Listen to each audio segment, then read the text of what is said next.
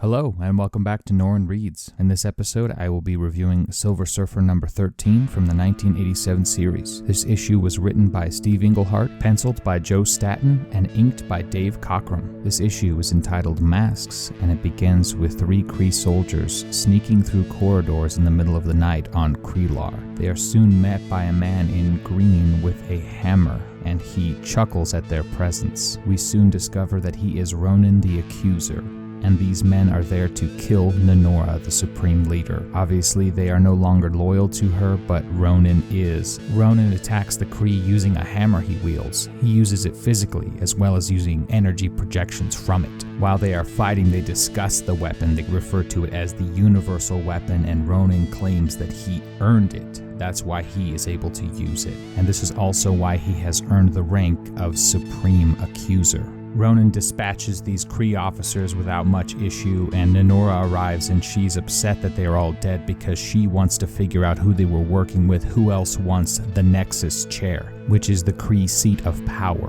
Ronan points out that they know about a couple of collaborators with the Kree who are against her already. Nenora is convinced that there are more collaborators, but Ronan doesn't think so because to be secretive and to be cutthroat and conspiratorial is more of a Skrull attribute than a Kree attribute. It makes sense that Nenora thinks this way because, as we know, she is a Skrull agent disguised as a Kree, and they think this way. So it's interesting that we see that difference of thought come to the surface here between her and Ronan.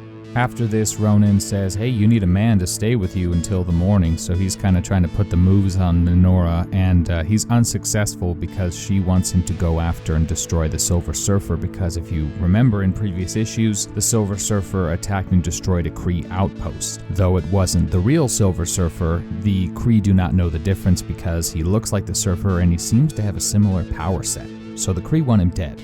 Ronan is excited to fight the Surfer. He wants to match his power against his, so he's up for the task. Ronan leaves and Nenora retreats into the chamber where the desecrated remnants of the Supreme Intelligence sort of float in this almost pool or in this gaseous form below her. She has this monologue talking to the Supreme Intelligence how he is in the state he's in because the pink and blue Kree within him are fighting because of racism, and she talks about how her race is one race and no matter what planet they take over, they all share the same race, they're all Skrulls, and now she runs the Kree Empire, and she says that the Supreme Intelligence will appreciate how she intends to run it, so we'll see how this plays out.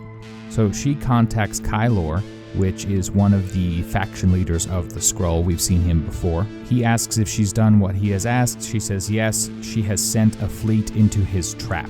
Kylor confirms the details that the Kree shields have been rendered inoperative so that when they fly into this trap, they'll have no defenses. And Kylor relishes the fact that he will be the leader of the Skrull now because he's just this awesome tactician. Kylor asks about Aptak, and if we recall, he is the Skrull trapped in the Wazalian female form, and Nenora actually poisoned and killed him in previous issues. So she lies to Kylor, telling him that Aptak is infiltrating a compound and that he will be back shortly, and Kylor says, yeah, I really don't want to lose him even though he's stuck in this form, he's a really good agent, and then she ominously says, oh, you two will be together soon. And we see Aptak's dead body at the bottom of a pit. Meanwhile, Silver Surfer and Nova are still nearby the coal sack, and they find the Contemplator's head floating through space, and if we recall from the last issue, Captain Reptile attacked the Contemplator and started to devour him, and obviously left his head as a warning or a message for Surfer and Nova. So they don't have to go after him anymore, they can return to Galactus, presumably.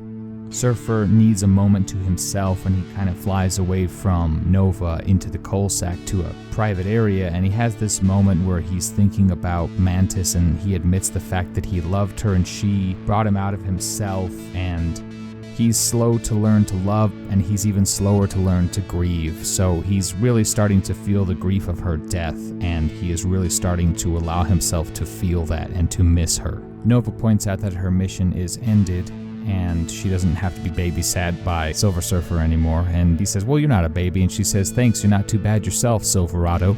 And he's like, what'd you call me? And she goes, oh, well, Silverado. I thought it sounded classier than Silver Surfer. And this is the first time she's called him Silverado. She thought of him as Silverado in the previous issue when she was used to power Captain Reptile's ship, and she had that sort of fever dream where she was saying, "You give me fever, Silverado baby."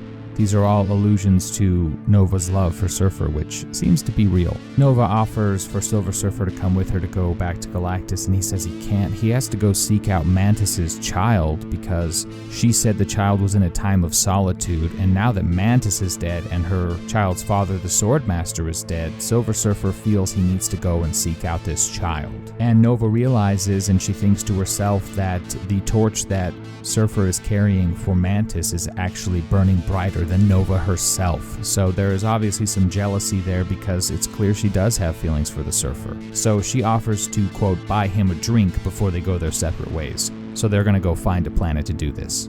The planet the two find ends up being a Kree world, and Surfer has paused for a second, but Nova is like, well, aren't we friends with the Supreme Leader? Shouldn't be an issue. Once they're on the surface, Nova asks Surfer if he has been there before, and he said yes, he's been to this planet, but he passed it by when he was a Herald of Galactus because he saw that it was inhabited, and apparently the inhabitants of this planet made him some sort of saint because of this. But it doesn't appear to be that way, because as soon as the inhabitants see them, they realize it's the Silver Surfer and they begin to run away. As they do, Surfer realizes that this place is in ruins, and before they can really establish what's going on, Ronan the Accuser arrives. He says, "I am Ronan, and I accuse." Surfer doesn't understand what he's being accused of, and he indicates this ruined city, and he says, "You accuse me of this?" And Ronan says he accuses him of leaving a trail of terror behind him throughout the Kree Empire. So Ronan uses his powers to disable Nova, and he and the Surfer battle for a while. They seem pretty evenly matched in the battle. There's a good back and forth. Eventually, Surfer is knocked off of his board, and it seems as though Ronan has the upper hand, but the Surfer summons his board, it hits Ronan in the back, and disables him long enough for the Surfer to use his power cosmic on him, and also use his power cosmic to help Nova. This buys them enough time to escape. Based on what Ronan said, the Surfer realizes that there must be somebody impersonating him, so he's going to have to postpone his quest to find Mantis's child, and he's going to have to sort out what's going on with this impersonator. Nova decides to go with the Surfer because Galactus will be sustained for quite a while based on the last meal he had, and due to the fact that their mission to find the Contemplator was cut short. Meanwhile, Ronan is back on the planet. He says, "Analysis of accused energies and accuser's weaknesses completed. Enhancement begins," and this energy field envelops him. So I'm guessing he's going to be more formidable next time the Surfer has to face him. Meanwhile, the Skrull ambush is in effect. The Kree warships are coming into position, and the Skrulls are ready to attack them. Kylor is talking to one of his officers on the bridge, and he references Nenora and the fact that she is ruling the Kree Empire. Kylor says, hey, please refer to her as Agent K6, because only I, Aptak, and you know that she is leading the Kree Empire, and that is valuable information. The Skrull spring their trap and they begin to attack the Kree ships.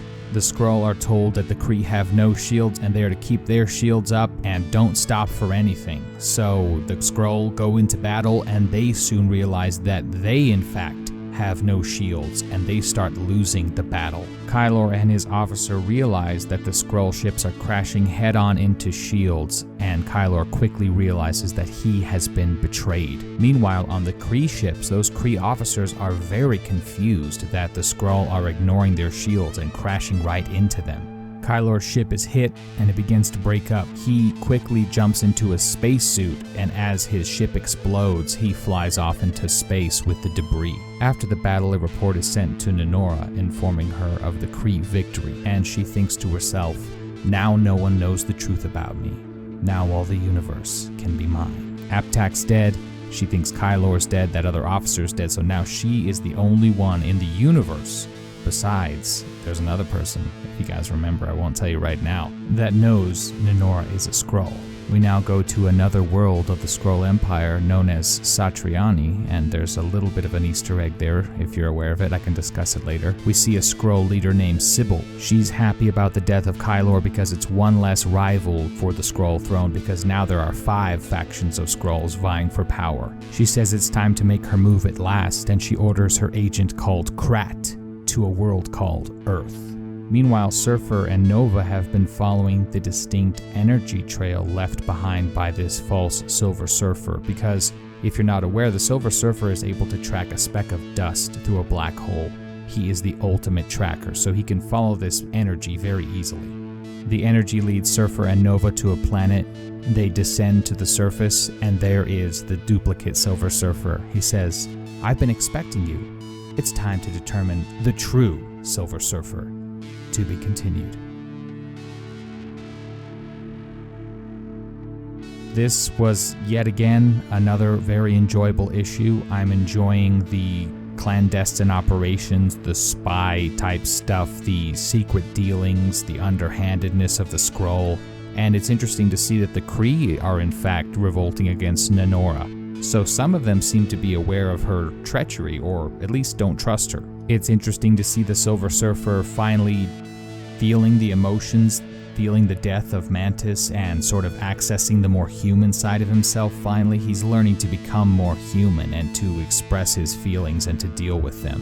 Nova is showing more feelings for Silver Surfer, which I believe is going to cause conflict because we've been led to believe that Galactus has feelings for Nova. So if Nova falls in love for the Surfer, well, that would be one hell of a love triangle. On the subject of Nenora and her secret identity as a Skrull, I reminded us that there is one other person, or actually a group of people, who is aware that she is a Skrull. That, of course, is the Elders and the Possessor. He knew that Nenora was a Skrull, and he shared that information with them before they were devoured by Galactus. I mentioned an Easter egg regarding the planet called Satriani. This is in reference to the guitar player Joe Satriani, because in 1987 he released an album called Surfing with the Alien. And Joe Satriani himself was not familiar with Silver Surfer nor very much a comic book fan, but the production manager of the record company was. So he suggested using an image of the Silver Surfer for the cover of the album Surfing with the Alien. And after that, the comic creators decided to pay homage to Joe Satriani by naming this Skrull planet after him. Later on, Joe Satriani returned the favor by releasing such tracks as Back to Shalabal and The Power Cosmic. So I want to thank you all again for joining me. I hope you enjoyed this episode, and I'll see you out there on the cosmic spaceways.